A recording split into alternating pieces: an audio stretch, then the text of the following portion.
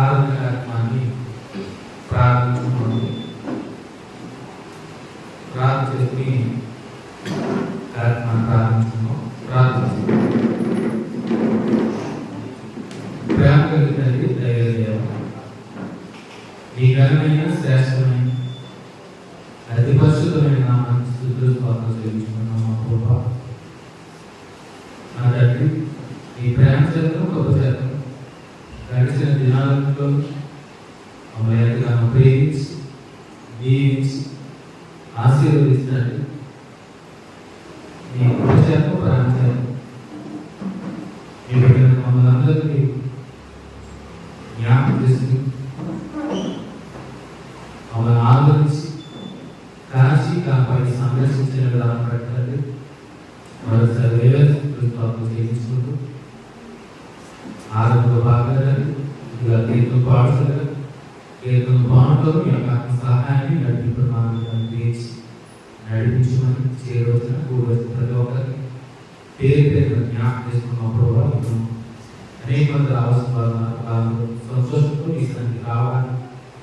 మీ ఆత్మ సహాయం వారిని గురించి కోరుతున్నాను.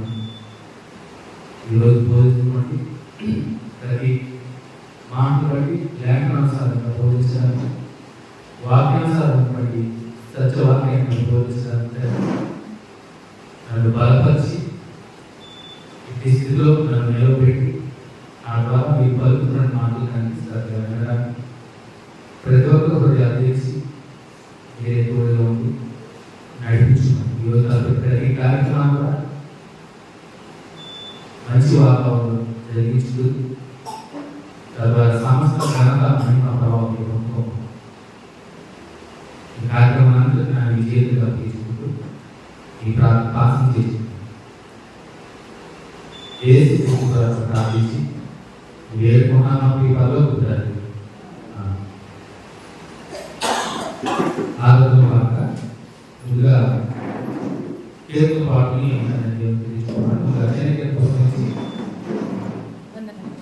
పలుకు పాడుతున్నాను.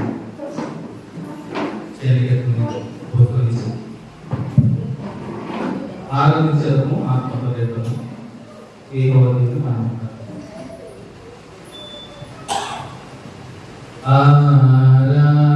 ఆరాధించేదము ఆత్మతో నిరతము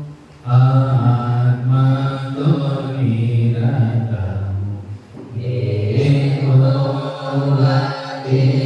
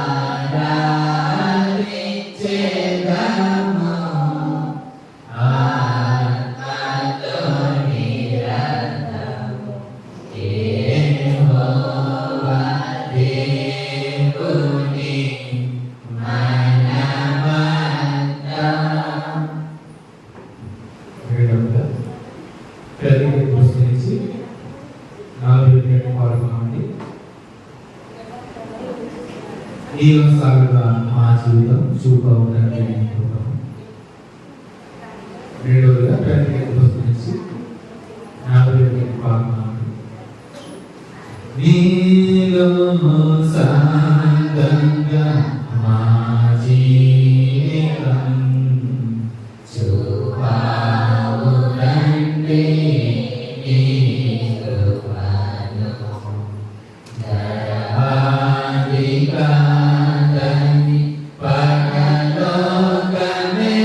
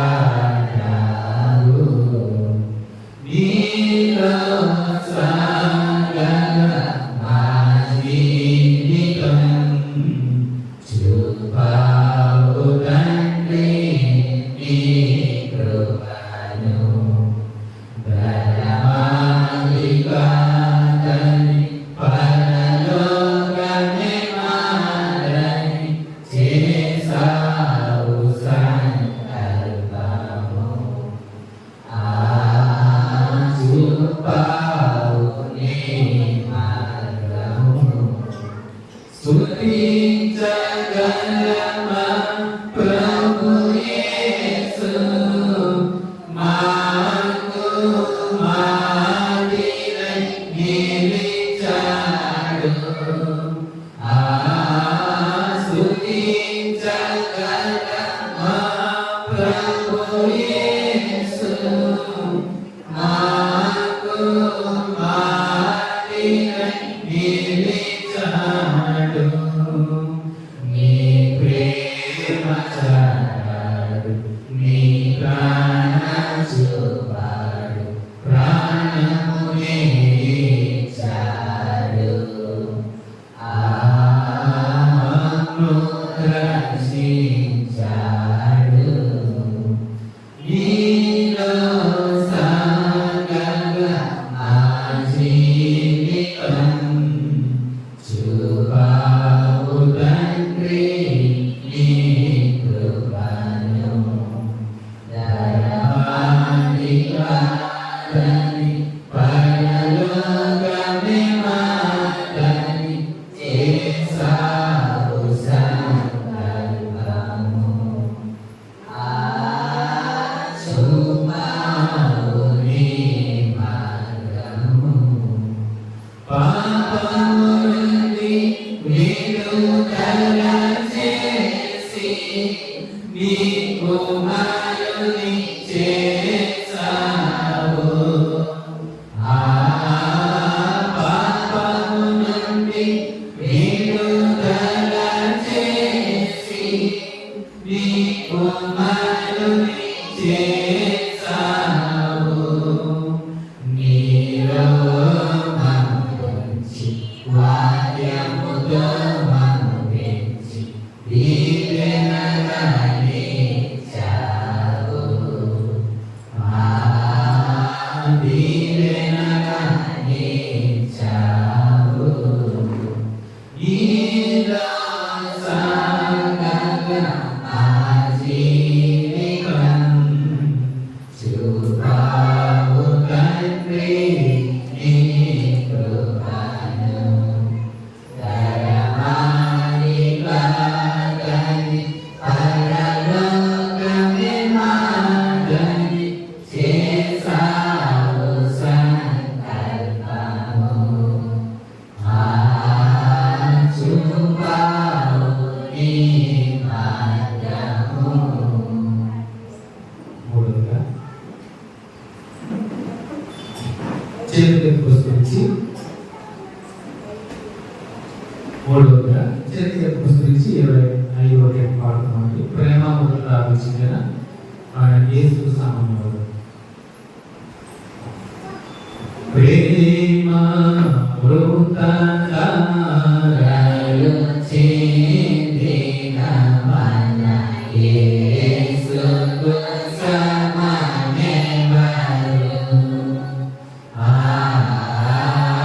ప్రేమ వృతాంతారాలు చెందిన మన యేసు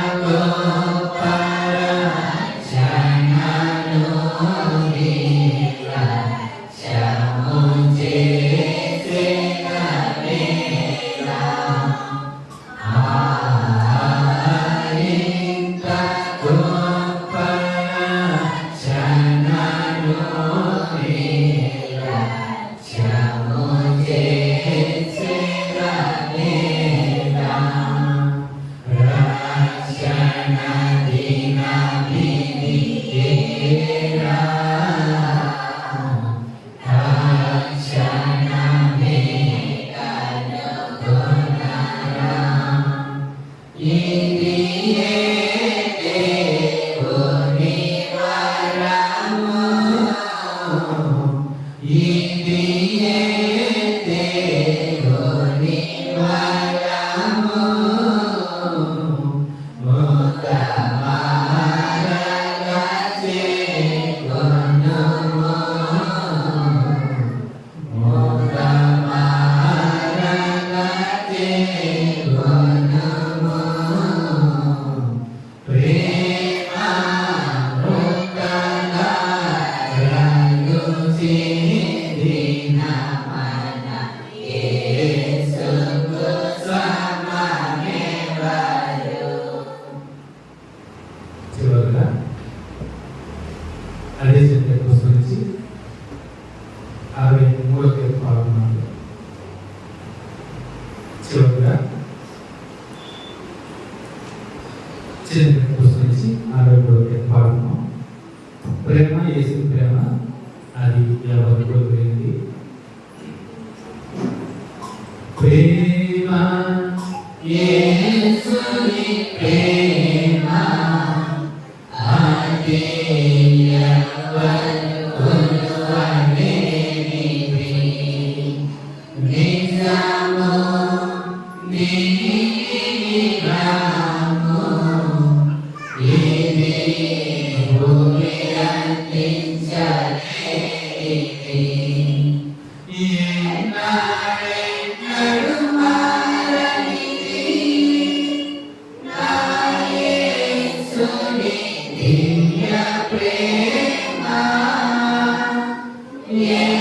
ఎన్నాడెన్నడు మారనిది నా యేసుని నిత్య ప్రేమ. ప్రేమ యేసుని ప్రేమ అది ఎవరు కొలువలేనిది. తల్లిదండ్రుల ప్రేమ నీవలే ఘటించును. కన్నా బిడ్డల ప్రేమ కలలా కరిగిపోవును. ఎన్నాడెన్నడు మారనిది నా యేసుని దివ్య ప్రేమ. ఎన్నాడెన్నడు మారనిది నా యేసుని నిత్య ప్రేమ. ప్రేమ యేసుని ప్రేమ అది ఎవరు కొలువలేనిది. భార్యాభర్తల మధ్య వికసించిన ప్రేమ పుష్పము వాడిపోయినాయును త్వరలో మోడుగా మిగిలిపోను. ఎన్నాడెన్నడు మారనిది నా యేసుని దివ్య ప్రేమ. ఎన్నాడెన్నడు మారనిది నా యేసుని నిత్య ప్రేమ. ప్రేమ యేసుని ప్రేమ అది ఎవరు కొలువలేనిది. బంధుమిత్రులయందు వెలుగుచున్న ప్రేమ దీపము నూనెనున్నంతకాలమే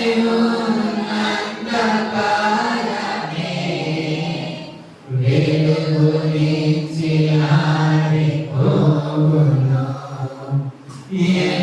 ఎన్నాడెన్నడు మారనిది నా యేసుని దివ్య ప్రేమ. ఎన్నాడెన్నడు మారనిది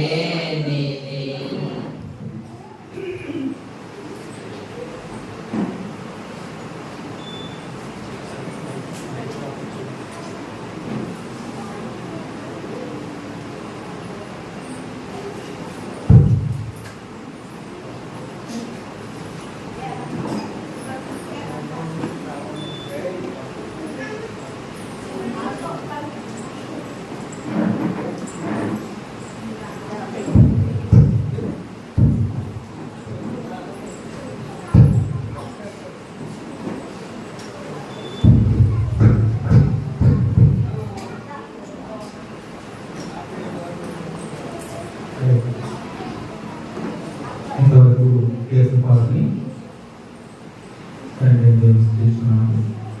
మరి యాగం కొరకు ఏర్పాటు చేయని వాక్య భాగము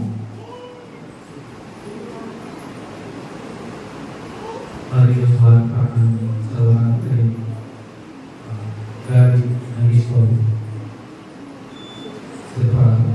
ఈ యాగం కొరకు ఏర్పాటు చేయని వాక్య భాగము యాగం రాసినట్టుగా యాగం కొరకు ఏర్పాటు చేయని వాక్య భాగము యాగం రాసినట్టుగా మొదటి అధ్యాయము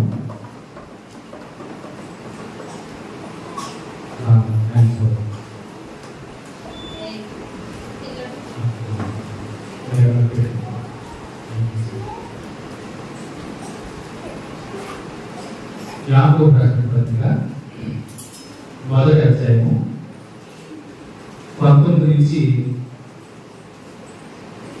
24 వచనం వరకు గారి అనిస్వామి లేఖనాలను చదివి చేస్తారు.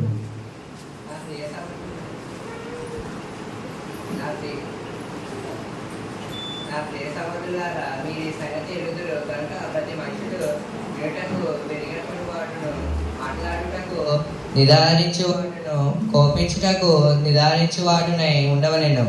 అందుకనక నరుని కోపము దేవుని నీతిని నెరవేర్చడు. అందుచేత సమస్త కల్మషమును విరవింగుచున్న దుష్టత్వమును మాని లోపల నాటబడి మీ ఆత్మలను రక్షించుటకు శక్తిగల వాక్యమును సాత్వికముతో అంగీకరించుడి. మీరు నిన్ను వారు మాత్రమై ఉండి మిమ్మల్ని మీరు మోసపుచ్చుకొనకుండా వాక్య ప్రకారము ప్రవర్తించు వారినై ఉండుడి. ఎవడైనా వాక్యమును వినివాడై ఉండి దాని ప్రకారము ప్రవర్తింపవని వాడితే వాడు అద్దముతో తన సహజము మొహమును చూచుకొను మనిషిని పోలి ఉన్నాడు.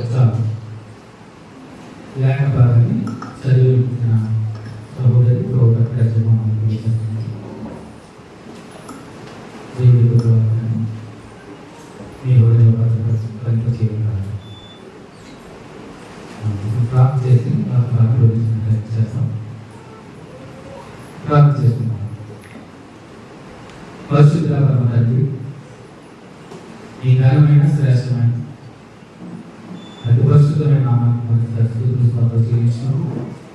మరి వరకు మరి కీర్తన ద్వారా మేము స్థుతించాము ప్రభావ. మరి వాక్యం ద్వారా గర్భస్థానానికి మహిమపరచాము.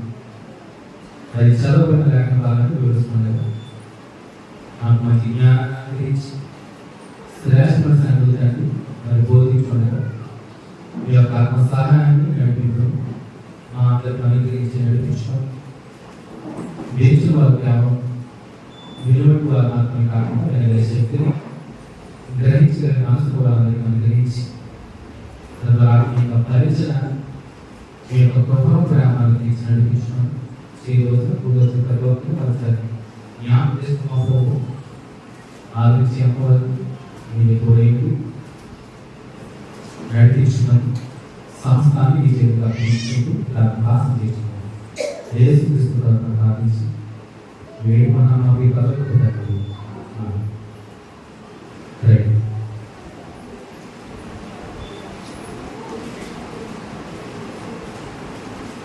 ముందుగా సమయాన్ని నాకు కలిగినటువంటి తండ్రి దేవునికి కుమారుడైనటువంటి యేసుక్రీస్తు ప్రభువు వారి చేయవలసిన కూడవలసిన ప్రతి ఒక్కరు కూడా శుభాకాంక్షలు తెలియజేస్తున్నాండి. రక్షణ దినాలలో ఎవరు వాళ్ళని ఎంతగానో ఉపయోగించి దీవించి ఆశ్రయించి ఏళ్ళగా కష్టకాలంలో మనం విడిచిపెట్టకుండా అనుదినము మనం సంరక్షించిన దేవదేవుని మనం ఎంతగానో కృతజ్ఞతలు చెల్లించబోతున్నాము. ఒకసారి దర్శన ప్రభుత్వంలో ఏం నేర్చుకున్నామో ఒకసారి జ్ఞాపకం చేసుకుని ఈరోజు లేఖ భాగాన్ని జ్ఞాపకం క్రీస్తు సంఘంలో ఉండవలసిన సరైన జీవితం మనం ఒక చక్కటి ఇది కూడా పెట్టాం. ఓ విశ్వాసి ఈ సంఘంలోని అంటే ప్రతి సంఘంలో దైవికమైనటువంటి జీవితం ఎలా ఉంది? ఓ విశ్వాసి సంఘంలో ఆత్మీయ జీవితం దైవికమైనటువంటి జీవితం ఎలా ఉంది అని నువ్వు పరిశీలన చేసుకోవాలి. అదే విషయాన్ని తెలియజేస్తూ చక్కటి మరి ఏ పద్ధతి నుంచి ఈ పద్ధతి నుంచి చక్కటి వ్యాఖ్యానాన్ని మనం వివరించుకున్నాము. సో చాలా శ్రేష్టమైన హృదయాన్ని అందుకనే హృదయాన్ని తాకే మరి వాక్యం మనం గడిచిన ప్రభుత్వంలో విన్నాం. ఒక ప్రాంతాన్ని జ్ఞానం చేసాం. అపోజిట్ పౌరులు తీరుని బలపరిచి క్రేతుని పంపించి క్రేతులో ఉన్నటువంటి అంటే క్రేతు ఒక దేవాన్ని అక్కడ పంపించి క్రేతులో ఉన్న వాళ్ళు ఎల్లప్పుడూ అబద్ధికులు చెప్పారు. క్రేతులో జ్ఞాపకం చేసి చెప్పారు. దానికి అర్థం అబద్ధికులు. అవునా? మన వాళ్ళు కూడా మంచి వాళ్ళు కాదు. అలాంటి ప్రాంతాన్ని ఎంచుకుని పౌరులు అక్కడ ఆ నీతిని విడిచిపెట్టి ఆ క్రేతులో ఉన్న క్రేతులో ఉన్న సామాన్యంటే ఏం చేయమన్నాడో సరి చేయమన్నాడో ఎత్తమన్నాడో. ఎందుకంటే వాళ్ళు ఎల్లప్పుడూ అబద్ధికులు, దుష్టత్వం గలవారు, ఇంటి పోతులు, మామూలు అసలు మంచులు కదా. ఆ సంఘంలో వారికి కావచ్చు దిద్దు పెద్దని నియమించు, ఇది విధానాలను ప్రకటించు. చక్కటి మరి పౌలు గారు తీర్పు గారికి రాసిన పత్రికలో చక్కటి విషయాన్ని జ్ఞాపకం చేసుకుని అన్ని విషయాలు జ్ఞాపకం చేశారు. అవునా? ఎవరికి జ్ఞాపకం ఏ విషయాలు? వృద్ధ స్త్రీని జ్ఞాపకం చేశాను, యవన స్త్రీని యవన పురుషుని జ్ఞాపకం చేశాను. ఆ పత్రిక ఎలా ఉండాలి, సంఘంలో ఎలా ఉండాలి, ఎలా బిహేవ్ చేయాలి, బయట సమాజంలో కూడా ఎలా ఉండాలి అంటే వ్యాసనాలు అనేది ఇచ్చిపెట్టాలి. క్రైస్తవులను మనము సంఘంలో ఎలా ఉన్నామో బయట కూడా అట్టి రీతిగా ఉండాలి. విషయాన్ని అనేక విషయాన్ని జ్ఞాపకం చేస్తూ చక్కటి మనకు గ్రేకుగా ఉన్న సంస్కృతిని తీసివేసి చక్కటి సంభాషించు, మంచిగా మాట్లాడు, వాళ్ళతో సరిచేయి అని పౌలు తీర్పు తెలియజేసిన పత్రిక అనేక సంగతులు జ్ఞాపకం చేసుకున్నాం. మరి ఈ ప్రభుత్వంలో మనం మరొక శ్రేష్టమైన వాక్ని ధ్యానం చేసుకున్నాం. సో ప్రతి ఒక్కరు కూడా ప్రతి మానవుడు కూడా దేవుని లేచి ఆయన సన్నిధికి వచ్చేవాళ్ళు. అంటే మనం చర్చికి వస్తున్నాం కదా, అంటే సంఘానికి వస్తున్నాం అంటే ఆరాధనలో దేవుని ఆరాధించడానికి ప్రతి ఆరాధన ప్రభుత్వంగా మనం దేవుని ఆరాధించడానికి, స్తుతించడానికి, కీర్తించడానికి, గణపరచడానికి వస్తున్న మనందరం కూడా ముందుగా చేయవలసింది ముందుగా మనందరూ ఏం చేయాలి అనే విషయాన్ని ఈరోజు జ్ఞాపకం చేసుకుంది. ఎందుకంటే ఆరాధనకు వచ్చేవారు ఎలా రావాలి? ముందుగా యాకోబు గారు చదవబడిన లేఖ భాగంలో ముందుగానే తెలియజేస్తాడు. ఏంటి విషయం? నా ప్రియ సహోదరులారా, మీ సంగతి ఎరుగుదలక ప్రతి మనుషుడు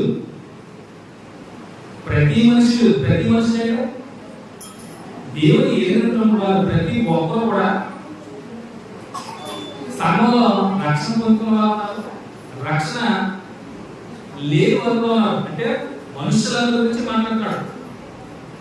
ఈవెన్ దేవుని అప్పుడైతే ఎదుగుతున్న వారు సైతం కూడా మనుషులందరూ కూడా అంటే సమస్త మనుషులు ఒక రకంగా ఈ ప్రపంచం అంటే ఈ భూమి మీద ఉన్న ప్రతి ఒక్కరు కూడా ముందుగా ఏం చేయగలుగుతారో వినుటకు వేగపడేవాడు. వినడానికి అనేది వేగపడేవాడు. వేగపడాలంటే వినడానికి త్వరపడాలి.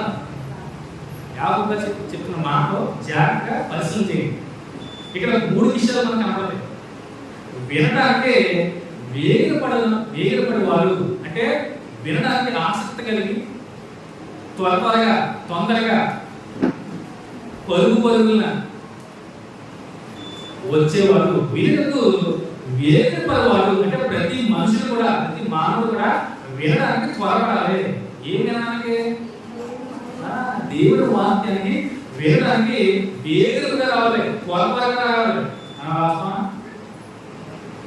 ఆరాధనకి త్వరగా వస్తామా?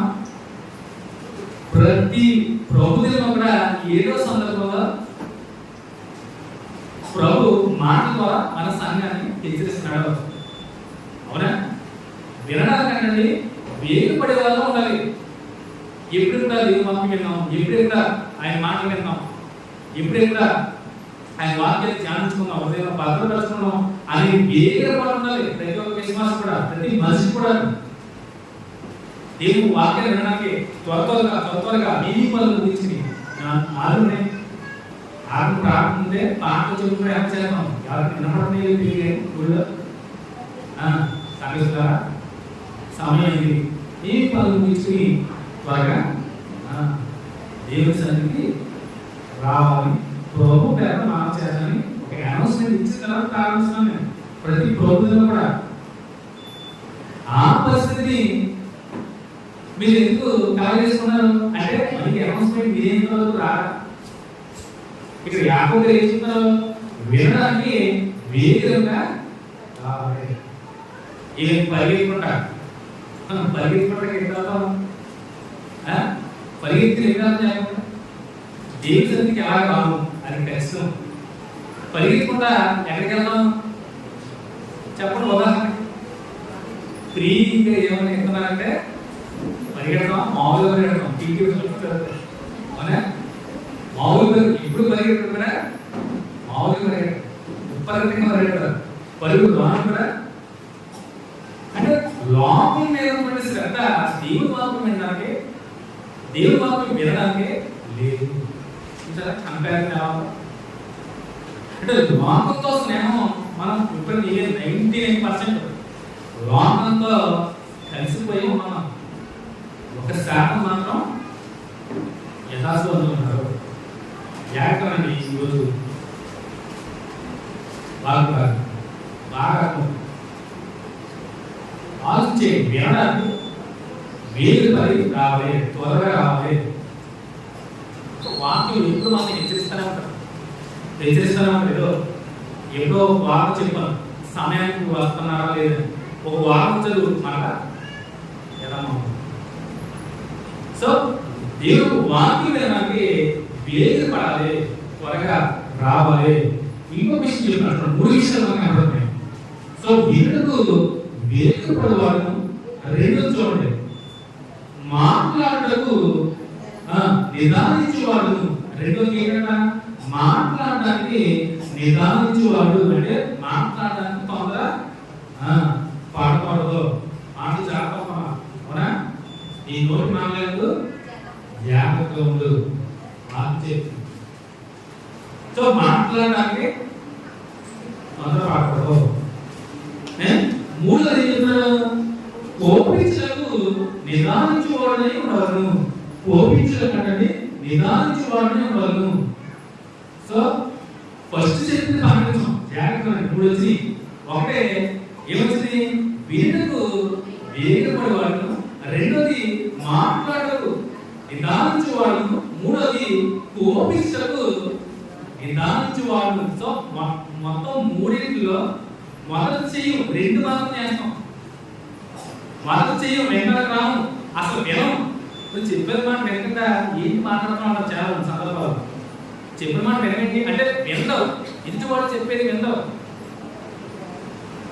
అది అస్సలు చేయండి. కానీ మిగతా 2 చేస్తారా?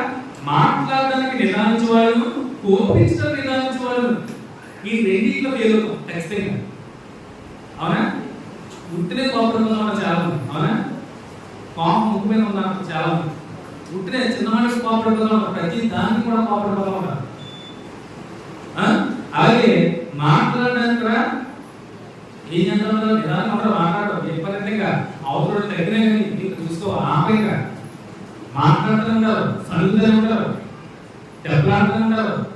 ఒక వివాహం జరిగిందంటే అంతే మాట్లాడుతూ ఉంటారు. పొద్దున్న సాయంత్రం వరకు నేను చాలా సందర్భాలు చూశాను. కొంతమంది గొడవ చదివేటప్పుడు ఒత్తిరించి అదే కాకుండా మాట్లాడుతూనే ఉంటారు. మాట్లాడదు నిదానించి వాడే ఉండాలని చెప్తాడు యాకోబు గారు. కోపపడడానికి కూడా నిదానంగా ఉండాలన్నాడు, నెమ్మదిగా ఉండాలి. కానీ ఈ రెండు విషయాల్లో ముఖ్యంగా క్రైస్తవులు నానే వాక్యం వినడానికి వేగంగా రాగానే ఈ రెండు విషయాలు మాత్రం ముందు వస్తున్నాము. అవునే కదా, యథార్థంగా కదా. సో అలా ఉండొద్దు అని చెప్తున్నాడు. నా ప్రియ సహోదరులారా, మీ సంగతి ఏముంది కనుక ప్రతి మనుషుడు వేగపడేవాడును, మాట్లాడును, నిదానించేవాడును, కోపించటకు నిదానించేవాడై ఉండను. ఎందుకనగా, ఎందుకంటే క్లారిటీ ఇష్టపడుతుంది. ఎందుకనగా నలుగురి కోపము దేవుని నెరవేర్చదు. జాగ్రత్తగా ఇలా ఉండొద్దు, వినడానికి వేగపడండి. కానీ మిగతా విషయాల్లో అలా ఉండదు. వినడానికి ఎందుకు వేగపడమంటున్నావో వినడం వలన విశ్వాసం కలుగుతుంది. విశ్వాసంలో బలపడాలి. వెనకూరు దేవుని వాక్యం మీరు వినకుండా విశ్వాసం కలుగుతుంది. ఏదైనా చెప్పేది అది మా ఎంత మాత్రం కూడా వాక్యం వినదు. మన సంఘం కాదు, మన సంఘంలో అందరూ వింటారు, అందరూ వింటారు, శ్రద్ధగా అందరూ వింటారు, ఖచ్చితంగా చెప్పాము. కానీ విని ఆ వాక్యం ఎలా చెప్పడం మాట్లాడేలా విశ్వాసం ఉంచిన వారు ఖచ్చితంగా ఆశ్చర్యపడతారు. వినాలి, విశ్వసించాలి. విశ్వాసం కలిగి రెండు విషయాలు, ఇతర విషయాలు మాట్లాడడానికి నిదానంగా ఉండాలి, కోపించుకోవడానికి నిదానంగా ఉండాలి. ఈ రెండు విషయాలు కూడా దోషం. సో అలా ఉండదు. ఎందుకంటే నలుగురి కోపము దేవుని నీతిని నెరవేర్చదు. కోపం మాత్రం ఏంటంటే దేవుని దృష్టిలో సరే ఇది చేయలేక అర్థమవుతుందా? కోపం కానీ కింద రెండు లక్షణాలు చూసారా? ఏంటి? మాట్లాడడానికి నిదానంగా ఉన్నాడు, కోపించడానికి నిదానంగా కంట్రోల్ చేసుకోలేడు. దేవుని దృష్టిలో సరే ఇది చేయలేక ఆ రెండు విషయాలు ఫెయిల్ అయినోడు దేవుని దృష్టిలో సరిగ్గా నడవలేడు. అంతే కదా. రెండు వాక్యం, ఆ వాక్యమే లేనప్పుడు నీ హృదయంలో ఎలా ఉంటావు? నువ్వు వాక్యం నీ హృదయంలో లేనప్పుడు నువ్వు ఎలా ఉంటావు? ఇష్టానుసారంగా ఉంటావు. వాక్యం నేను గర్తించేలా ఉండాలి. అవునా? సరైన దానిలో నడిపే విధంగా ఉండాలి. వాక్యానికి అలా ఎప్పుడు ఉంటావు? వాక్యానికి లోబడినప్పుడే నీ విధి విధానం బాగుంటాయి, నీ బిహేవియర్ బాగుంటాయి, నీ మాట బాగుంటుంది, నువ్వు మాట్లాడే విధానం బాగుంటుంది, తీరు బాగుంటుంది, డిసిప్లిన్ ఉంటుంది నీ మాటలో. నీ కోపంలో కూడా క్రమశిక్షణ ఉంటుంది. కోపం వస్తుంది, నాకు వస్తుంది. కానీ ఆ కోపాన్ని చిరునవ్వుగా ప్రదర్శించాలి. ఒక క్రైస్తవుడు మాత్రమే అలా చేయగలడు. నిజమైన క్రైస్తవుడు వచ్చిన కోపాన్ని చిరునవ్వుగా కంట్రోల్ చేసుకుని ఎదుటివాడు ఏమన్నా తీసుకోగలుగుతున్నాడే నిజమైనటువంటి విశ్వాసం క్రైస్తవుడు ఉంటాడు. ఈ అన్ని విషయాల్లో విశ్వాసంతో ఫీల్ అవుతున్నారు. కంట్రోల్, సెల్ఫ్ కంట్రోల్ అనేది ఉంటుంది. ఆసక్తిగా ఉండాలి, నిగ్రహం ఉండాలి. మన మనసు మీద, మన రోడ్డు మీద, మన మాట మీద ఖచ్చితంగా. ముఖ్యంగా క్రైస్తవులు, ప్రపంచవ్యాప్తంగా క్రైస్తవులు ఎలా ఉంటారని ఎవరిని అడిగినప్పుడు వాళ్ళు చాలా క్రమశిక్షణగా ఉంటారు. క్రైస్తవులు అనేది క్రమశిక్షణగా మారులేరు, శాంతి స్వభావాలు, వారి శాంతిని కోరుకుంటారు, వివాదాన్ని కోరుకోరు అనే విధంగా ఉండాలని క్రైస్తవులు. మిగతా విషయాల్లో అలా ఉండకూడదు. వినడానికి వేగంగా ఉండాలి. మిగతా విషయాల్లో మాట్లాడే విషయంలో, కోపించే విషయాలు కూడా ఎలా ఉండాలంట? నిదానంగా ఉండాలి. ఎందుకంటే నలుగురి కోపము దేవుని నీతిని నెరవేర్చదు. ఈ రెండు లక్షణాలు వారు మొత్తం 3 లక్షణాలు సరిగ్గా పాటించాలి.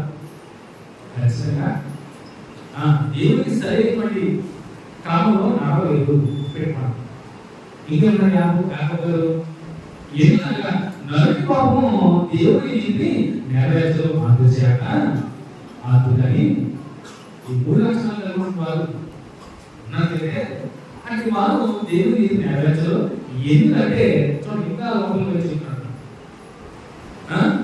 అందుచేత సమస్త కల్మషము విర్రవీగుచున్న దుష్టత్వమును మాని, చూడండి అందుచేత సమస్త కల్మషము విర్రవీగుచున్న దుష్టత్వమును మాని, అంటే ఈ స్వభావాలన్నీ సమస్త కల్మషము హృదయంలో నిండిపోయిన వారికి, విర్రవీగుచున్న దుష్ట హృదయం ఉన్న వారికి మాత్రమే ఉంటాయని చెప్తాడు ఒక రకంగా. అంతే కదా, కొంతమంది విర్రవీగుతూ ఉంటారు ప్రతి విషయంలో కూడా. అంటారు కదా ప్రజలు, ఏది నాకు పడతాడ అన్నీ ఉన్నది అన్ని పనిపడతాడ.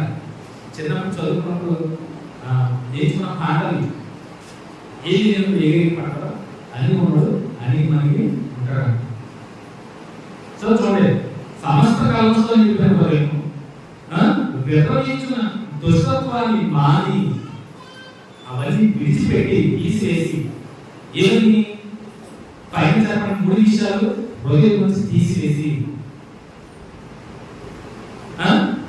వినడానికి వేగంగా వచ్చే ఒక విషయంలో శ్రద్ధ చూపించి, మిగతా 2 విషయాలు ఏమైనా హృదయంలో ఉంటే వాటిని తీసివేసి,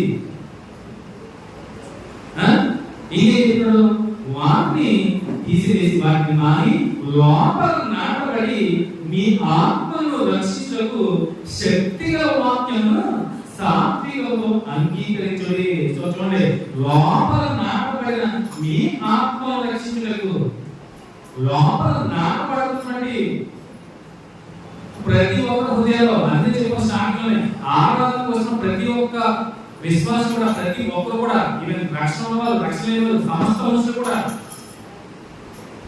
వాళ్ళు వెలుగు ద్వారా ఏమైనారు నాటబడుతుందంట. ఏంటది? దేవుని ఒక వాక్యం.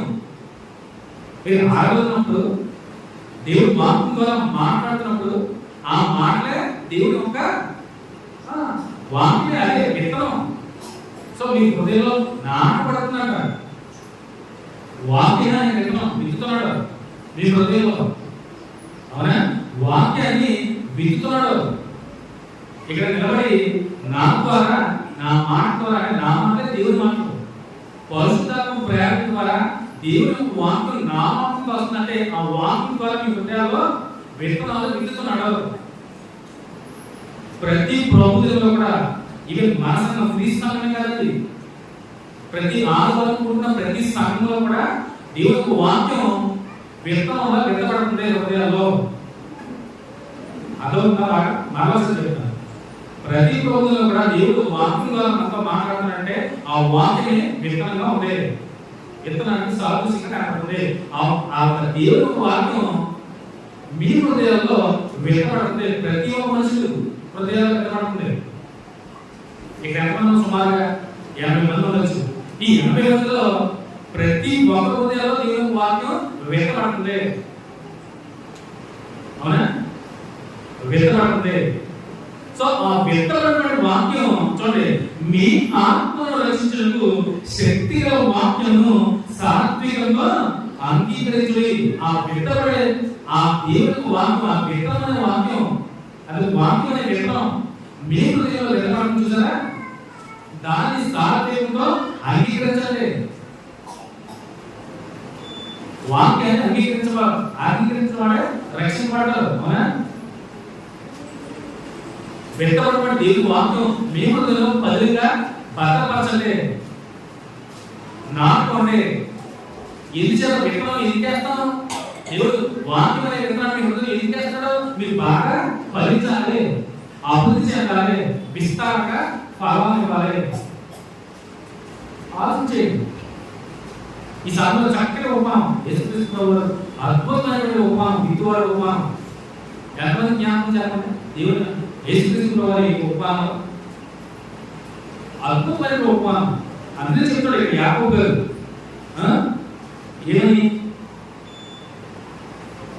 అందుచేత సమస్త కల్మషమును విర్రవీగుచున్న దుష్టత్వము మాని లోపల నాటబడి, లోపల అంటే మీ హృదయంలో నాటబడే దేవుని వాక్యం అనే విత్తనం చూసారా? ఆ విత్తనం మీ హృదయంలో నాటబడినప్పుడు మీరేమవ్వాలంట? మీ ఆత్మలో రక్షించిన శక్తిగా వాక్యమును సాత్వికంగా అంగీకరించలేదు, స్వీకరించలేదు. ప్రతి ఒక్కరు కూడా, ప్రతి ఒక్క విశ్వాసం కూడా, ఇక్కడ కూర్చొని వాడుకున్న ప్రతి ఒక్కరు కూడా మీ హృదయంలో మీ వాక్యం దేవుడిని బలపరిచి నా మాట నుంచి బయటకు చూడండి. ప్రతి ఒక్క వాక్యం కూడా దేవుని మాట కూడా విత్తనం వల్ల మీ హృదయంలో వెతపడుతుంది. గుర్తుపెట్టుకోండి, ప్రతి ఒక్క వాక్యం అవ్వాలా దేవుని బలపరిచిన వారి మీరు వింటున్నారు దేవుని వాక్యాన్ని, అదే విత్తనం. ఆ విత్తనాన్ని మీ హృదయంలో నాటుతున్నాడు దేవుడు. తను ఏర్పరిచిన ఆదివారం విత్తనాల ఉపమానం అద్భుతం. మత్తయి సువార్తలో, మార్కు సువార్తలో, లూకా సువార్తలో 3 సువార్తల్లో ఉంది ఉపమానం. కపిలవస్తు నుంచి వచ్చినప్పుడు జనసమూహంలో ఎక్కువ మంది వచ్చినప్పుడు ఆయన చూసి ఒక ధోనికి వారందరూ బహుజన సమూహాలు వారందరూ కూర్చుని చక్కటి ఉపమానం ఇక్కడ వినవాడు ఉపమానం అద్భుతం. అసలు నిజంగా ఈరోజు మాట నుంచి మనం నేర్చుకునే చక్కటి ఉపమానం అదే. ఈ ఒకే ఉపమానం అంటే చాలా ఉపమానం చెప్తారు. విత్తవాడు ఉపమానం తర్వాత వెంటనే గురుకులు ఉపమానం చెప్తారు. అది ఉపమానాన్ని ఎందుకు చేసుకున్నాడో ఉపమానంగా యేసుక్రీస్తు వాళ్ళు అక్కడ ఉన్నటువంటి వాళ్ళందరూ ఎవరో ఇచ్చేయదా చాలా మంది పని చేసేవారు. యూదులు ఎక్కువ వ్యవసాయం చేసేవారు, తోటలో పెంపకం చేసేవారు, గృహ నిర్వాహం చేసుకునేవారు, పని చేసుకునేవారు, కొల్లగాలు పని చేసుకునేవారు.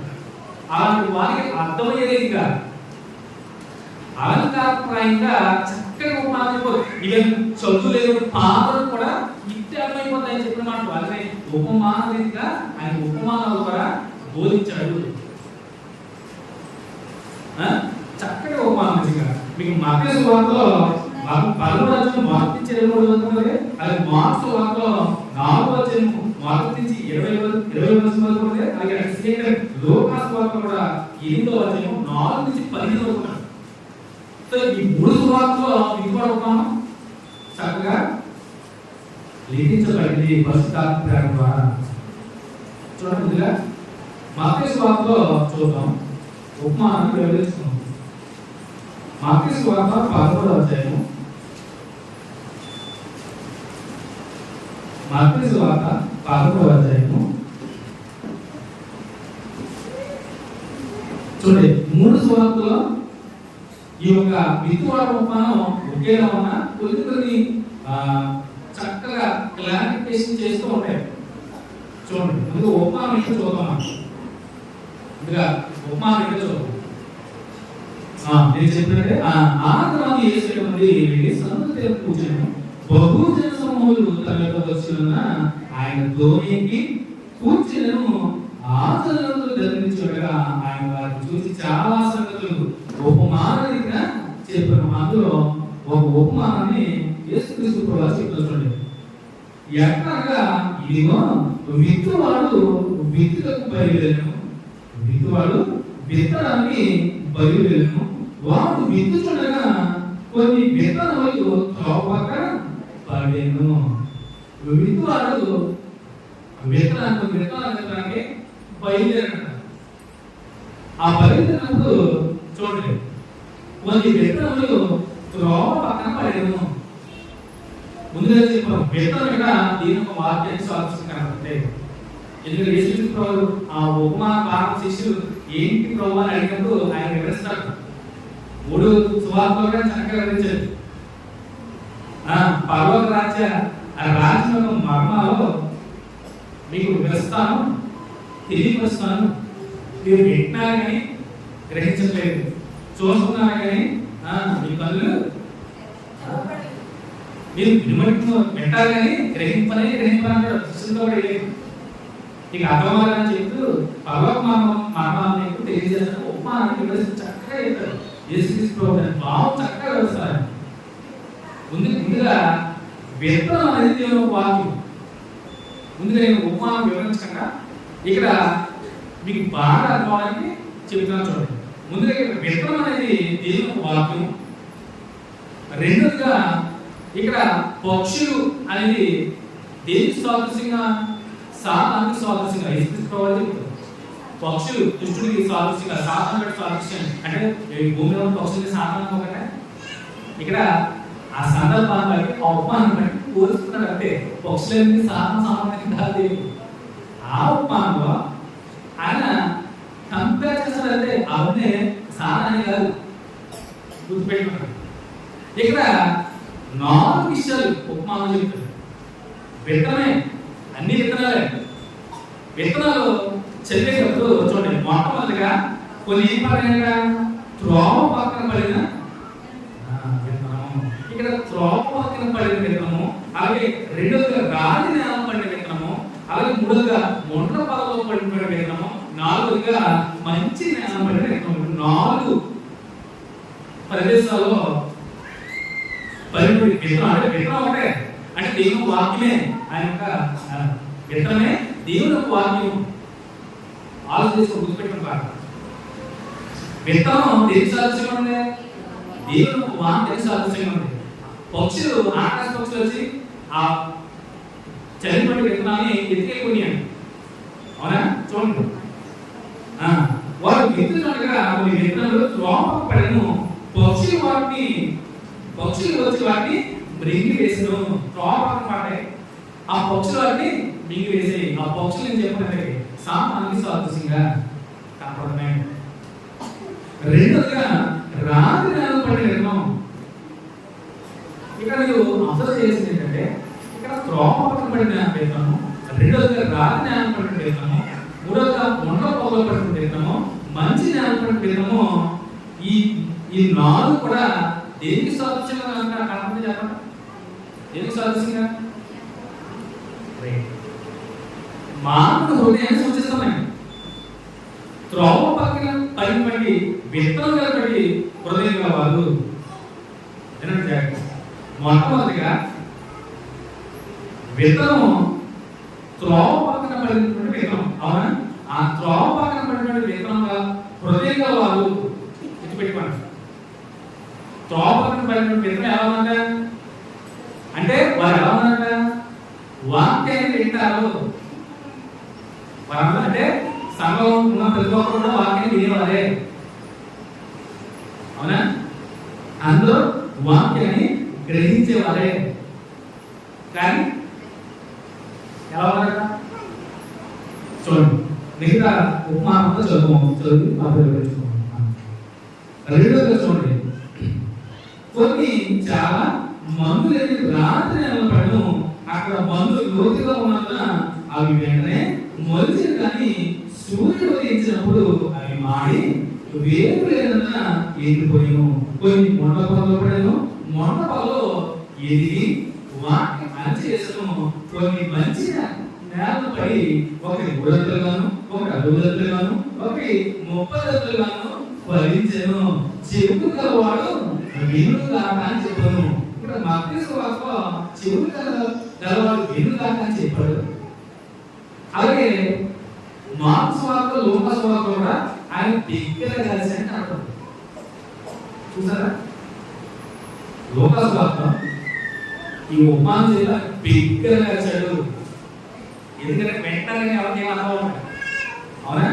వెంటనే కానీ ఏం అర్థం అవ్వట్లేదు.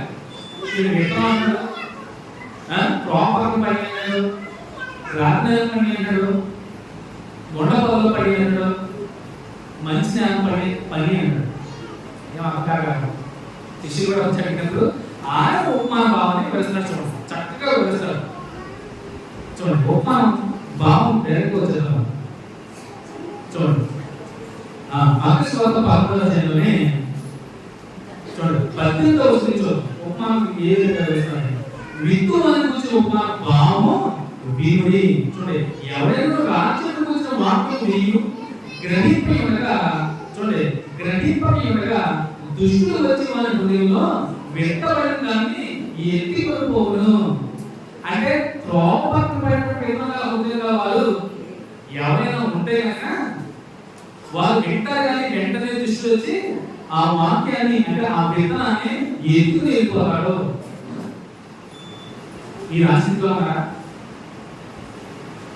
ఆలోచించి ప్రతి ఒక్కరు, ప్రతి మనిషి కూడా వాక్యాన్ని వింటున్నాడు. విన్న ప్రతి వాడు కూడా ఎలాంటి హృదయం గలవాడుగా ఉండకూడదని చెప్తాడు. త్రోవపడిన విత్తనంగా హృదయంలా ఉండకూడదు. ఇక్కడ హృదయాన్ని సూచిస్తుంది. అందుకని చెప్పాను, త్రోవ పక్కన పడినటువంటి విత్తనము, అలాగే రెండుగా రాతి నేల పడినటువంటి విత్తనము, మూడుగా ముళ్ళ పొదలో పడినటువంటి విత్తనము, మంచి నేల పడినటువంటి విత్తనము. ఈ 4 సూచించేది మానవ హృదయమే. విత్తనము దేవుని వాక్యమే. మాకుందా విత్తనము దేవుని వాక్యము అంటే విత్తుతున్న వాడు విత్తనానికి వెళ్ళినప్పుడు ఆ విత్తనాల గురించి చదివినప్పుడు కొన్ని త్రోవ పక్కన పడ్డాయి. మీరందరూ వాక్యం వింటారు, విత్తనం అనే వాక్యాన్ని అందరూ వింటారు. ఆ వినివారు ఆ విత్తనం ఎలాంటి వారు స్వభావం విడిచిపెట్టేవారు, అందరూ వింటారు, వెంటనే విడిచిపెట్టేస్తారంట. ఎందువల్ల? సాధారణంగా వచ్చి ఆ విత్తనం పక్షులు వచ్చి ఆ విత్తనాన్ని ఎత్తుకెళ్ళిపోతున్నాయి. ఎందుకంటే త్రోపకం పడ్డాయి. ఇవి సపోజ్ చదువుతున్న రోడ్డు మీద పడ్డాయి. ఆ రోడ్డు మీద పడి ఎలా వస్తే వాపసు అలాంటి విత్తనాలని పక్షులు వచ్చి ఎత్తుకెళ్ళిపోయాయి. అంటే సాధారణంగా వచ్చి ఆ విత్తనమైనటువంటి వాక్యాన్ని ఎత్తుకెళ్ళిపోతున్నాడు. ఎత్తుకెళ్ళిపోయినప్పుడు నీ స్థితి ఎలా ఉన్నాయి? వాక్యం మీద ఉందేమో జీవనం కాదు, విత్తనలేదు నీ ఉదయంలో ఎలా ఉన్నావు? విత్తనలేదు ఇంకేమో అసలు చిగురు అనేసి ఏం లేదన్న శూన్యం, భయంకర స్థితిలో ఉంటావు. వాక్యం లేదు ఉదయంలో, జీరో యాంటీ నీ ఉదయం. కానీ వాక్యం ఏంటంటే అర్థం వస్తున్నాం, అర్థమవుతుందా? వాక్యం ఏంటంటే అర్థం వస్తున్నాం. విత్తనమైన వాక్యాన్ని వదిలే దేవుడు విత్తుతున్నాడు. కానీ ఆ విత్తబడినటువంటి వాక్యము నేల పడినటువంటి విత్తనాలను రూపాలన్నాడు. ఆలోచించే అలాంటి వారు, అలాంటి హృదయ వారు ఏమంటే వాక్యానికి రెండోదిగా రాత్రి నేలపడిన విత్తనము అంటే రాత్రి నేలపడిన విత్తనం గల హృదయ వారు. ఒకరికి చెప్పండి, రాత్రి హృదయం అనుకోండి. మీరు ఎలా ఉంటారు? వాక్యాన్ని విని చూడండి. యేసుక్రీస్తు ప్రభువు వివరిస్తున్నారు. రెండోదిగా చూడండి, త్రోవ పక్కన విత్తనం వాడు మీరే చెప్తున్నాడు. రాత్రి నేలను విత్తబడిన వాడు వాక్యం విని వెంటనే సంతోషంగా దాన్ని అంగీకరించిన వాడు అయితే అతను వేరేందున అతను కొంచెం కాలం నిలుచును కానీ వాక్యం వినము శ్రమేను హింసను కలలు కానీ అభ్యంతరపడను. చూడండి, రాత్రి నేలపడిన విత్తనం ఉందంట. రాత్రి నేలపడిన విత్తనం కొద్దిగా మట్టి ఆకారం కనపడదు కదా, మొలుస్తుందంట. మొలిచి వేరు బలంగా వెలకపోవడం వల్ల వెంటనే సూర్యుడు కానీ చెప్పేది పడగానే వెంటనే మాడి ఈ హృదయంలో వారు ఎలా ఉన్నారంట? రాత్రి నేలపడిన విత్తనం వారు ఎలా ఉన్నారంట? వారు సంతోషంతో వాక్యాన్ని అంగీకరిస్తారట. వారు సంతోషంతో దేవుని అంగీకరిస్తారట. కానీ వేరు లేదన్నా అంటే క్రీస్తు మీ హృదయంలో లోతుగా లేదు. దేవుని వాక్యం లోతుగా వెలకలేదు, మీ హృదయాంతరాలు వెలకలేదు. క్రీస్తు మీరు లోతుగా నాటుకోవడం లేదు. ఆలోచించే ఈ స్థితిలో రాత్రి అన్నటువంటి వేగంగా ఉంటే ఆలోచించే వారు సంతోషంతో దేవుని వాక్యాన్ని అంగీకరిస్తారట. ప్రభు చెప్తున్నాడు, వారు వాక్యాన్ని సంతోషంతో అంగీకరిస్తారు. అయితే అతను వేరు లేనందున అతను కొంచెం కాలం నిలుచును. చాలా మంది సార్ స్వాగతాన్ని హింసని భయపడిపోయి వెంటనే ప్రభుని విడిచిపెడతారు, లోపం వైపు పరిగెడతారు. అంటే వారు ఈ హృదయం వారు ఆలోచించే వెంటనే స్వాగతాన్ని శ్రమగానే వెంటనే ఇంకో వాక్యం సంతోషంగా అంగీకరిస్తారు. అయితే వేరు లేనందున హృదయం బలంగా, హృదయంలో ఎత్తుపడబడి దేవుని వాక్యం బలంగా లేకపోవడం వల్ల వేరు క్రీస్తుని వేరు లోపలికి వెళ్ళకుండా పైన ఉండి అలాంటి హృదయంగా ఆలోచించి మూడుగా మొండ ప్రభుత్వం ఉన్నటువంటి వ్యక్తంగా హృదయంగా వారు ఉంటే వారు కనుక వీరినే నులి పెంచని క్రైస్తువులు అంటారు. ప్రఖ్యాత పుస్తకం పుస్తకం చదువు దాంట్లో వీరిని నిలువెత్తని క్రైస్తవులతో పోలుస్తున్నాడు. చూడండి ప్రభు ఏమంటాడు మన గెచ్చపదలో బయట చూడండి, ముండ్ల పొదల్లో వెళ్తాడు వాడు వాక్యం విలువాడే కానీ ఐహిక విచారము ధనమోసమును, చూడండి ఐహిక విచారము ధనమోసమును ఆ వాక్యం అణిచివేయను కనుక వాడు నిష్ఫలును. సో ఈ మూడో కేటగిరీ ఉన్న వారు నిలువెత్తని క్రైస్తవులు. ఎందుకంటే వాక్యం వింటారో చుప్పలు దేవుడు చక్కగా అభివృద్ధి చేస్తాడో ధనం వస్తాయి, అన్ని వస్తాయి. ఐహికమైన విచారణ అంటే లోక సంబంధమైన విచారణ, ధన వ్యామోహం, ఇవన్నీ ఎప్పుడైతే కలగానే దేవుని మర్చిపోయేవారు. సో విత్తనం విత్తనప్పుడు ముండ్ల పొదలో పడినటువంటి విత్తనం అది పెరుగుతుంది కానీ ఆ ముండ్ల పొదలో పడినప్పుడు ఆ ముండ్ల పొదని ఆ విత్తనటువంటి విత్తనం వచ్చిన దాన్ని డామినేట్ చేస్తాయి, కప్పేస్తాయి. ఎప్పుడు తప్పితే చక్కగా రామప్పుడు చక్కగా ఐదు అంటే లోకం దేవుని మర్చిపోయి విడిచిపెట్టి ముందు లోపల వారే కానీ కనీసం అన్ని కలిగినప్పుడు దేవుని మర్చిపోయేవారు. ధనమోహం తిరిగి సంపదలు ఎప్పుడైతే వచ్చినాయో వెంటనే దేవుని మర్చిపోయేవారు. అవునా? సులోమోను ఎంత సంపాదన చేశాడు? అవునా? సులోమోను ఎంత సంపాదన? ఒక రాణి గారు వచ్చారట, అది చూస్తారు చాలా దేశం రాణి గారు వచ్చారట. సులోమోను గారు అంతా వెంటనే కానీ చూసి ఎన్ని దానికన్నా నీ జ్ఞానం కాదు, నీ సంపద, నీ జ్ఞానం కాదు, నీ సంపద అబ్బా ఏంటి అసలు నీ భోజనం మేలు చూస్తే కళ్ళు దెబ్బతిరిగి అంటారు. అవునా?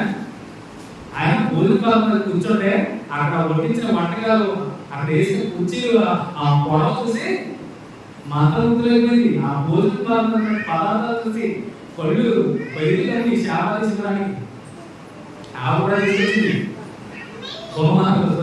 కానీ ఈజీ ఆవిడించిందా కదా ఇది మాత్రం చదువుకున్నా.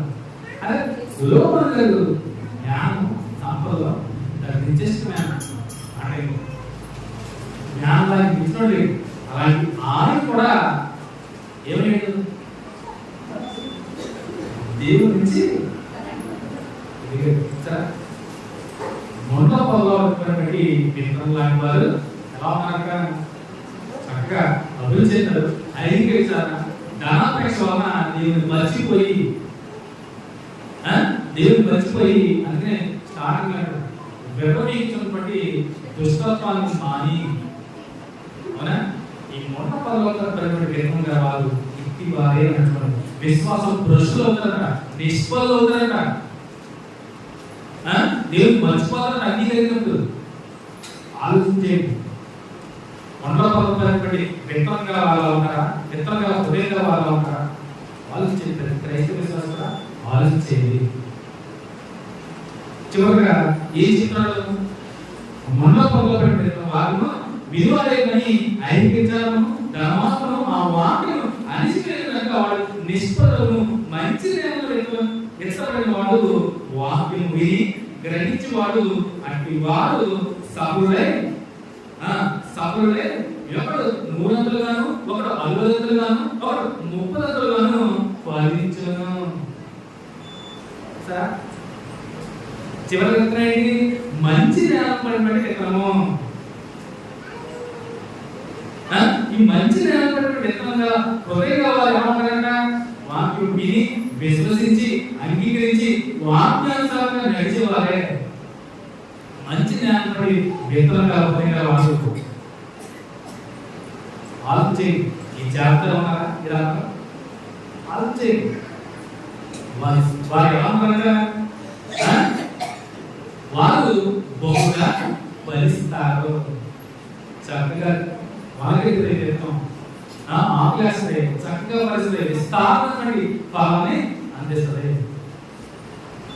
వాక్యం విడిచిపెట్టగా అంగీకరించి విశ్వసించి లోపలి జీవించేవారే మంచి జ్ఞానం పడి విత్తనం గలవారు. ఇలాంటి వారు చాలా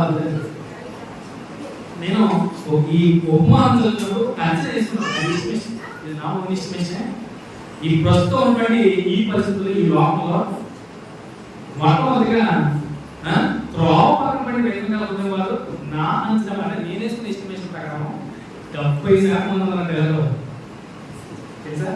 వార్తలు మీటింగ్లు అలాగే అక్కడికి వెళ్ళిపోతా ఉంటారు బయలు పడి, కానీ కూర్చుంటారు. కానీ వాక్యం పక్క వింటా ఉంటారు, అడిగి చూస్తూ ఉంటారు. అక్కడక్కడ ఆమె వింటా ఉంటారు, కంప్లీట్ ఏముంటారు అలాంటి వాళ్ళు వాక్యం వింటారు, కానీ అక్కడక్కడ వింటా ఉంటారు, మిగతా అంతా అడిగి చూస్తూ ఉంటారు. అలాంటి వాళ్ళు 70% అంటే నా ముందే చెప్తాను 70% మంది నేను లెక్కించుకున్నాను. అలాగే రెండోదిగా రాత్రి పడి పెరుగుతున్న వాళ్ళు మీరు సంతోషంతో దేవుని వాక్యాన్ని అంగీకరిస్తారు. స్వార్థం రాగానే, కష్టం రాగానే, హింస రాగానే, ఏమన్నా విపత్తు ఉపద్రవం రాగానే వెంటనే దేవుని విడిచిపెట్టేస్తా ఉంటారు, లోకాన్ని రాపిస్తూ ఉంటారు. ఇలాంటి వాళ్ళు 10% వేసుకున్నాం. అక్కడ ఎంతమంది ఎంత వచ్చారండి? 80%. 70% ఏమో త్రోపకం పెరుగుతున్న వాళ్ళు ఉన్నారు. రెండోది రాత్రి పెరుగుతున్న వాళ్ళు 10% ఉంటే మొండ పొదలో పడిపెట్టి వెళ్తున్న వాళ్ళు 10% ఇస్తున్నారు. మొండ పొదలు బాగా చక్కగా పెరుగుతుంది, కానీ మొండ పొదలు ఎప్పుడైతే ఆవిష్టించబడతాయో అప్పుడు ఆయన దొరుకుతాయి, అవి నిష్ఫలంగా అయిపోతాయి, నిష్ఫలమైనటువంటి మొక్కగా అయిపోతాయి. వారిని 10% వేసుకున్నాడు, 90% మంచి జ్ఞానం పెరుగుతున్న వాళ్ళు 10%. 100 ఎంత ఉన్నారట? 10% 10% మంచి జ్ఞానం పెరుగుతున్న వాళ్ళు 10% ఉన్నారు. 100 అంటే 90% ఉన్నారు కదా దేవుడు. వారిని ఏం చేస్తాడు? పట్టించుకోడు. ఈ 10% అంటే మంచి జ్ఞానం పడినటువంటి విత్తనాలు హృదయంగా ఉంటే కనుక వారి కోసమే ప్రభు రాబోతున్నాడు. వారిని కూడా తనతో పాటు తీసుకెళ్ళడానికి వస్తున్నాడు. ఎందుకంటే మంచిగా ఫలిస్తారు, అభివృద్ధి చెందుతారు. మంచిగా ఫలించండి పంట, మంచిగా ఫలించండి విత్తనం మంచిగా ఫలిస్తే విస్తారమైనటువంటి కావాల్సిందే. అందుకని కొంచెంగా వాడు కొంచెంగా ఫలించడం, విస్తారంగా వాడు విస్తారంగా ఫలిస్తాడంట. సో విత్తనం మాత్రం ఒకటే, అవునా? అన్ని విత్తుగా ఉమ్మాలి. విత్తనం ఒకటే, నేను వాక్యం ప్రతి అందరి హృదయాలు కూడా వచ్చిన ప్రతి అందరి హృదయాలు కూడా వాక్యం అనే విత్తనం విత్తబడుతుంది.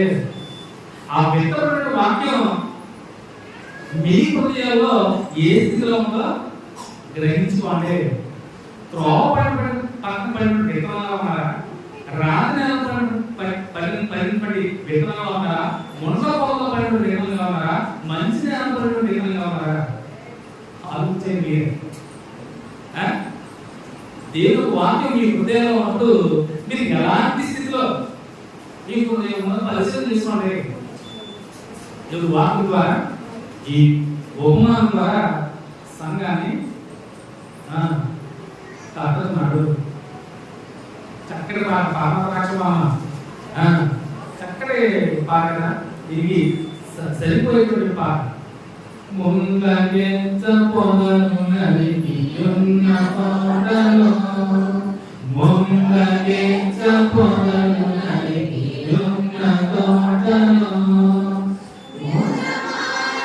పరమ తండ్రి నిన్ను పెంచెదనుమా, ముదమారన పరమ తండ్రి నిన్ను పెంచెదనుమా, పరమ రాజవనమా ప్రభు యేసుని సంగమా, కోతకు వేళాయిగా నీతి ఫలములియగా, కోతకు వేళాయిగా నీతి ఫలములియగా, పరమ ద్రాక్షవనమా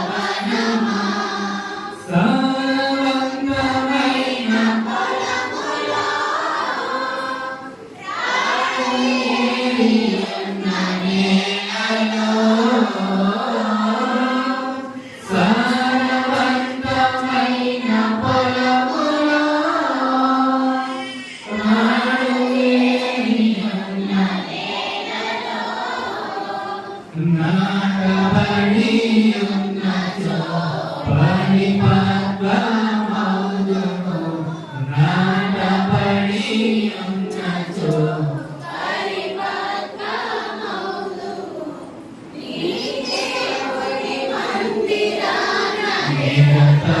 జీవింతును. నీ దేవుని మందిరాన నిరతము జీవింతును. పరమ ద్రాక్షవనమా, ప్రభు యేసుని సంగమా. వాక్యం అనే విత్తనాన్ని ప్రతి ఒక్క హృదయాల్లో దేవాదేవుడు తీసుకున్నాడు. అది ఏ ధ్యానం పరబడి విత్తనంగా హృదయంగా ఉందో దర్శనం చేసుకోండి. విశ్వాసం అంటే మనం ప్రతి ఒక్కరు కూడా విశ్వాసం అవిశ్వాసం ప్రతి ఒక్కరికి వాక్యం అనే విత్తనం విత్తపడుతుంది. దాన్ని అంగీకరిస్తారు, మంచిగా ఫలిస్తారు. ఆ వాక్యం ఎలాంటి ప్రదేశంలో పాడుతుందో, ఎలాంటి హృదయంగా వారి పాడుతుందో మనం ఆలోచించేయాలి. పక్కన పడిన విధంగా ఉంటారు, రాజధాని పడిన విధంగా ఉంటారు, మండపాపం పడిన విధంగా ఉంటారా, లేక మంచి జ్ఞానం పడిన విధంగా ఉంటారా, ఇదే ఆలోచించాలి. ఒకవేళ మంచి జ్ఞానం పడిన విధంగా వాళ్ళ ఉంటే కనుక ప్రభు వారి వరకే వస్తున్నారు. ఎందుకంటే వారు సమృద్ధిగా ఫలిస్తారు, విస్తారంగా ఫలిస్తారు. సో ఖచ్చితంగా వారు దేవుని నిజమైనటువంటి క్రైస్తవ విశ్వాసంగా ఉంటారని వాక్యం ద్వారా తెలుసుకోవచ్చు. అంటే యాకోబు గారు చెప్పినట్టు మీరు వివాహం మీరు మోసపరుచుకున్నారండి. చూడండి 20 సమస్త కలశము విరవీక్షణ దుష్టత్వము మాని లోపల నాటబడి మీ ఆత్మలో రక్షిస్తూ శక్తిగా వాక్యం సాత్వికంగా అంగీకరించలే. విత్తబడిన వాక్యాన్ని మీరు సాత్వికంగా అంగీకరించలే. దీనివల్ల విశ్వాసం కలుగుతుంది. విశ్వాసం వినండి. మీ వాక్యాన్ని విత్తబడే వాక్యాన్ని వినకుండా నిర్లక్ష్యం చేస్తే ఇదిగో పై చెప్పిన 3 విత్తనాలనే అయిపోతారు. లేదా వాక్యాన్ని విశ్వసించి అంగీకరించి వాక్యానుసారంగా నడిచినట్లయితే విస్తారంగా ఫలిస్తారు. మంచి జ్ఞానపరంగా ఇంటి వారు. సో అట్టి వారు ప్రయత్నం చేయండి. చూడండి ఇంకేమంటారు, మీరు వివాదం మాత్రమైంది మీరు మోసపుచ్చుకోకుండా వాక్య ప్రకారం ప్రవర్తించు వారే ఉంది. సో వివాదం మాత్రమే కాదు సార్, అట్టి వాదం ఉండదు. చక్కగా చెప్తున్నాడు రాకపోలేదు కానీ మీరు వివాదం మాత్రమైంది మిమ్మల్ని మీరు మోసపరచుకోకుండా వాక్య ప్రకారం ప్రవర్తించు వారే ఇది. ప్రతి ఒక్కరు వాక్యం ప్రతి ఒక్కరు కూడా ఎలా వెళ్ళారా, వాక్య ప్రకారం ప్రవర్తించే వాళ్ళగా వాక్యాన్ని విశ్వసించి వాక్యానుసారంగా నడిచే వాళ్ళు దేవుని కోసము, దేవునికి కావాలని వారే దేవుడు వారి గొప్ప చూపిస్తారు. ఖచ్చితంగా వారి దేవుని చల్లచుకు వారి మీద కేంద్రీకృతమైన వాక్సంలో బాగుంటే ఖచ్చితంగా దేవుడు వారిని సంరక్షిస్తారో, కాస్తారో, కాపాడతారో. ఏ విధమైన స్వార్థం నుంచి, బాధల నుంచి, కష్టాల నుంచి, తల్లి నుంచి అటు వారిని ఖచ్చితంగా జ్ఞాపకం చేసుకుంటాడో గుర్తుపెట్టుకుంటే మంచి జనపడి నిర్మల స్వభావాలు ఉంటే మాకు వీరి విశ్వసించి విడిచిపెట్టగా లోబడి వాక్య ప్రకారం బ్రతుకుతున్న వారు ఎవరైనా ఉంటే కనుక ఖచ్చితంగా దేవుని స్వామితో మీరు ఉంటారే. మీరు ఎట్టి స్థితిలో ఉన్నా కానీ కదిలించబడదు, స్థిరంగా అలాగే ఉంటారు దేవునిలో. ఏమైనా కానీ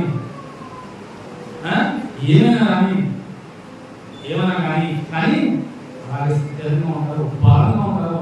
ఎందుకంటే మంచి జ్ఞానం అది మీరు లోతుగా అంటే విస్తారంగా ఫలిస్తాయి. ఏ యొక్క అపవాది కాస్త కూడా దాన్ని తగలలేదు. అపవాది ఏమి చేయదు, ఎందుకంటే మీరు బలంగా లోతుగా ఉంటాయి. సో మంచి జ్ఞానపరంగా ఉండడానికి ప్రయత్నించండి. అలా ఉండాలంటే వాక్యాన్ని విశ్వసించి లోబడి వాక్యానుసారంగా బ్రతకండి.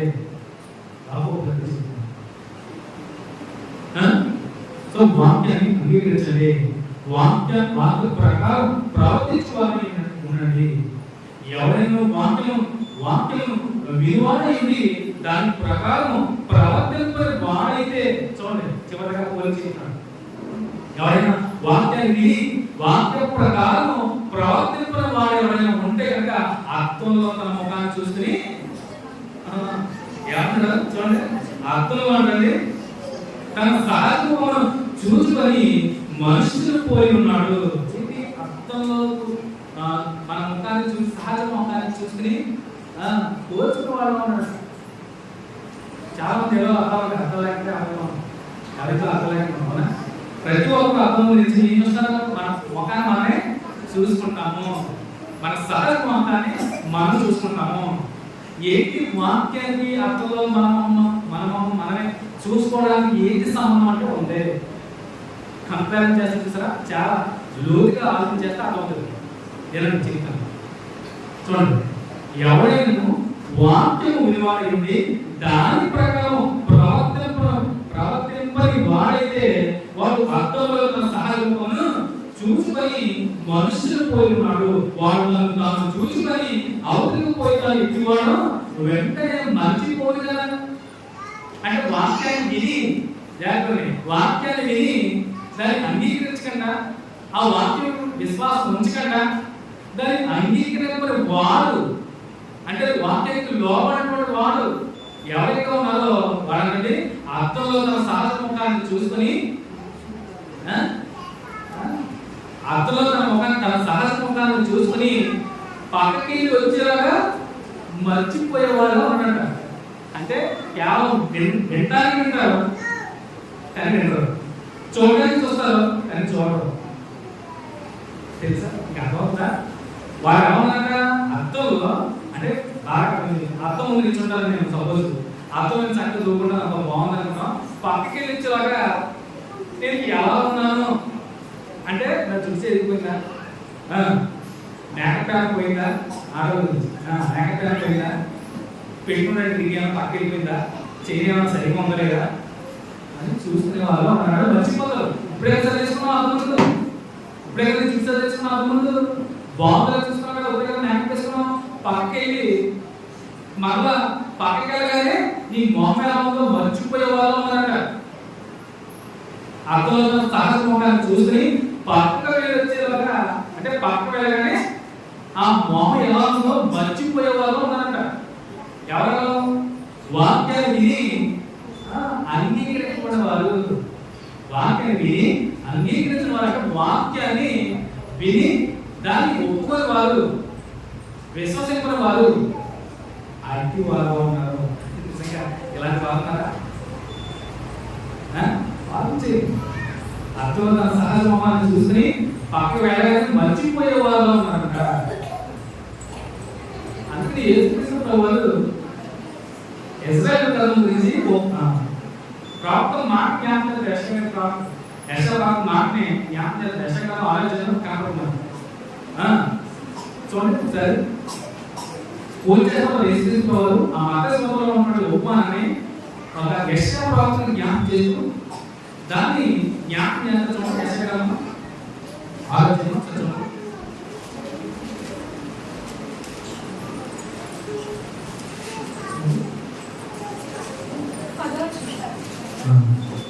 ఆలోచన ఆలోచన యెషయా ఆలోచన 9 నుంచి చూద్దాం. ఆయన నీవు పోయి ఈ జనులను మీరు నిత్యము వినుచుందరు కానీ గ్రహింపకుందరు, నిత్యము చూచుందరు కానీ తెలుసుకోకుందరు. వారు కనులతో చూసి చెవులతో విని హృదయంతో గ్రహించి మనస్సు మార్చుకొని స్వస్థత పొందకపోయినట్లు ఈ జనులను ప్రోగు చేసి వారి చెవులు మంటపరిచి వారి కనులు మూయించని చెప్పాను.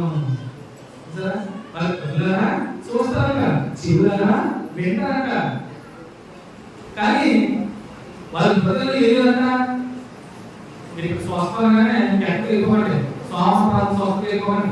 స్వస్థ మాట ఏ స్వస్థ భౌతిక సంబంధం స్వస్థ గురించి మాట్లాడతారా? ఆత్మ సంబంధమైన స్వస్థ, గురించి నయం చేసే స్వస్థత గురించి మాట్లాడతారు కదా. స్వస్థత అనగానే ఏం గుర్తొచ్చారని అనుకుంటుంది. స్వస్థత అనగానే తైలాభిషేకాలు అది కాదు. ఆ స్వస్థత గురించి అడగలే, చెప్పలే. భౌతిక సంబంధమైన స్వస్థత గురించి ఆయన మాట్లాడలే. నీ ఆత్మానికి పలికిన రోగము వచ్చిన రోగము మీరు వింటున్నారు. అయినా నువ్వు పోయి ఈ జీవితం మీరు నిత్యము వింటుంది కానీ గ్రహింపుకుందరు, నిత్యము చూసుకుందరు కానీ తెలుసుకోగలరు. వారు కళ్ళతో చూసి చెవులతో విని హృదయంతో గ్రహించి మనస్సు మార్చుకొని స్వస్థత పొందకపోతున్నట్లు అన్ని ఉంటారు, అన్ని చేస్తారు. కానీ హృదయంలో వాక్యాన్ని అంగీకరింపవారు. ఇంకెలా హృదయాన్ని స్వస్థ, నీ హృదయాన్ని భ్రష్టు పట్టేది, భ్రష్టం పట్టేది, అనారోగ్యం వచ్చింది హృదయానికి. దాని నుంచి నువ్వు విడుదల పొందాలంటే నీ ఆత్మ పట్టిన రోగాన్ని నువ్వు శుద్ధి చేసుకోవాలంటే ఆ శుద్ధి చేయగలిగినటువంటి శక్తి కలిగినటువంటి మెడిసిన్ ఏమవుతుందంటే దేవుని వాక్యమే. మత్తయి వార్తలో ఈ ప్రవక్తని జ్ఞాపకం చేశాడు. చూడండి, చదవండి. మత్తయి వార్త చూసారా? ఉపమానం వల్ల 10 మంది కనపడుతుంది. మత్తయి వార్త 11వ అధ్యాయమే. ఇదే విషయం వచ్చేస్తారు. ప్రవక్త చెప్పిన మాటలని చూడండి, 11వ అధ్యాయమే 12వ వచనం చూడండి. వారు చూడరు, విలుచుడియు వినలేవు, గ్రహింపగలరు. ఇది నిమిత్తమేమో ఉపమానరీతిగా వారికి బోధిస్తున్నాను. ఏం బోధిస్తున్నాను? ఈ ప్రజలు కనులారా చూసి, చెవులారా విని, హృదయంతో గ్రహించి మనసు తిప్పుకొని నా వల్ల స్వస్థత పాల్గొన్నట్లు వారి హృదయము క్రోగినది, వారి చెవులు వెలుగు మందమైనవి, వారు కళ్ళు మూసుకొని ఉన్నారు కనుక మీరు వినకు విను కానీ గ్రహింపరు, చూస్తున్నట్టు చూతులు కానీ ఎంత మాత్రమో తెలుసుకోవాలని యెషయా చెప్పిన ప్రవచనము ఈ విషయమే నేర్చుకున్నది. మనం చెప్పి భావాన్ని చెప్పే ముందు ప్రవక్తలు యెషయా మాట కూడా కోట్ చేసుకున్నారు. వింటారు ఇది విడిచిపెట్టారు. చూస్తారు అలా కళ్ళున్నా ఊరుగా, చెవులున్నా మరి చెవులు అవనాక మంతం అయిపోయినాక, చెవులు మూసుకుపోయినాక. అందుకనే ఉపమానం చెప్పగానే చెవులు వాళ్ళు వినుగా బిగ్గరగా చెవులు ఉన్నాయి. బొద్దుకి సంబంధించిన చెవులు ఉన్నాయి కానీ ఆత్మీయ చెవులు లేవు. అవునా? ఆయన ఏ చెవులు మాట్లాడారు? ఉన్నాయి, చెవులు కనపడుతున్నాయి. చెవులు ఎవరు లేదు కదా, అందరికీ చెవులు ఉన్నాయి. చెవులను తగ్గి వాడు కూడా వింటాడు. ఎంతో చెవులు అన్నది విషయం కూడా సో వింటారు. కానీ చెవులని కూడా వినకపోవట్లేదంటే ఆత్మీయ చెవులు మూసుకుపోయి కళ్ళున్నా చూడకపోతున్నారంటే మీ నేత్రాలు మూసివేయబడ్డాయి. మీ ఆత్మీయ నేత్రాలు వెలిగించబడాలంటే ఏముండాలి? వాక్యము వెలిగించడం కదా. మనోనేత్రాలు వెలిగించబడాలంటే వాక్యం వెలుగు మీరు ప్రతి క్రైస్తవ విశ్వాసం ఆరాధనకు వచ్చే ప్రతి ఒక్కరు కూడా రక్షణ వాళ్ళు, రక్షణ దేవుడు ఆరాధనకు వచ్చే ప్రతి ఒక్కరు కూడా వారి వాక్యం వింటబడుతుంది. ఆ వింటబడినటువంటి వాక్యం మంచిగా ఫలించాలంటే, మీరు ఆత్మీయంగా బలంగా ఉండాలంటే మంచి ప్రయత్నంలాగా ఉండాలి. అలాంటి హృదయంగా వాళ్ళగా ఉండాలి. మీరే ఆలోచించాలి. మీరే ఆలోచించేది మంచి స్వభావం గల హృదయంగా ఉన్నారా? ఈ మాటలన్నీ మీకు ఈ ఉపమానం ద్వారా ఈ చెప్పినటువంటి ఆత్మ సంబంధమైన దేవుడు వాక్యం చూసారా? మీ హృదయాన్ని బలపరిచి ఆత్మీయంగా మిమ్మల్ని బహుగా ఫలించాలి. మాటలతో హెచ్చరిస్తూ శ్రద్ధగా కూడా